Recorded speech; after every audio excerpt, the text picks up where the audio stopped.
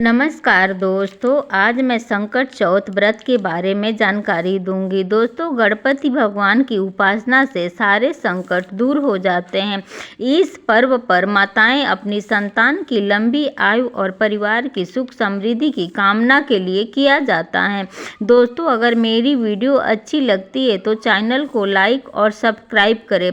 दोस्तों, संकट चौथ को संकटी चौथ, तिलकुट, माघ चतुर्थी आदि नामों से भी जाना जाता है। यह व्रत भगवान गणेश को समर्पित है। इस व्रत में चंद्रमा को अर्घ का विशेष महत्व है। इस व्रत को करने से विघ्नहर्ता गणेश संतान के सारे संकटों को दूर करते हैं। हर वर्ष माघ मास की कृष्ण पक्ष चतुर्थी तिथि के दिन संकट चौथ का व्रत रखा जाता है। ऐसी मान्यता है कि इस व्रत को करने से संतान निरोगी, दीर्घ आयु और सुख समृद्धि से परिपूर्ण होती है। संकट चौथ पर श्री गणपति की उपासना से सारे संकट दूर हो जाते हैं। इस पर्व पर माताएं अपनी संतान की लंबी आयु और परिवार की सुख समृद्धि के लिए उपवास रखती हैं।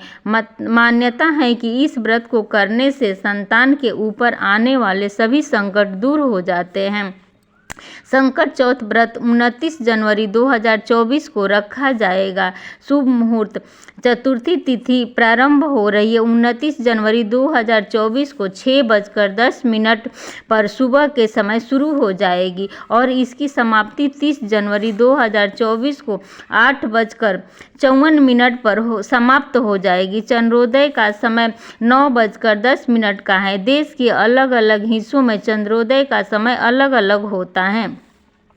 दोस्तों, पूजा विधि: सुबह स्नान ध्यान करके भगवान गणेश की पूजा करें। इसके बाद सूर्यास्त के बाद स्नान करके स्वच्छ वस्त्र पहने गणेश जी की मूर्ति के पास एक कलश में जल भरकर रखें।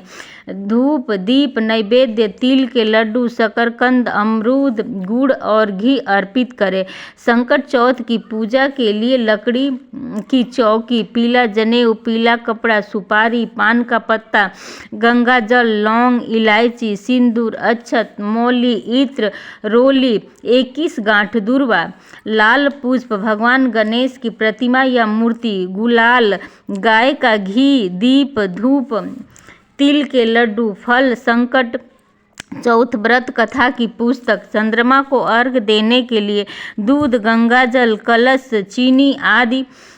संकट चौथ व्रत में पान के प्रयोग का महत्व बहुत अधिक होता है। पान का प्रयोग सभी प्रकार के मनोकामनाओं को पूर्ण करने वाला माना गया है। मान्यता है कि माँ लक्ष्मी को भी पान अति प्रिय है। कहते हैं कि संकट चौथ पूजन में भगवान गणेश को पान अर्पित करने से माँ लक्ष्मी का आशीर्वाद प्राप्त होता है। संकट चौथ के दिन ब्रह्म मुहूर्त में स्नान करके स्वच्छ वस्त्र धारण करके भगवान गणेश को पुष्प, दूर्वा, लड्डू आदि से विधि विधान पूर्वक पूजा करनी चाहिए। विघ्न को हरने वाले भगवान गणेश के मंत्रों का जाप करना चाहिए। ओम गंग गणपतये नमः का मंत्र का जाप करना चाहिए। संतान की लंबी आयु के लिए संकट चौथ व्रत की कथा सुननी चाहिए। रात्रि में चंद्रमा को अर्घ देकर व्रत संपन्न करना चाहिए।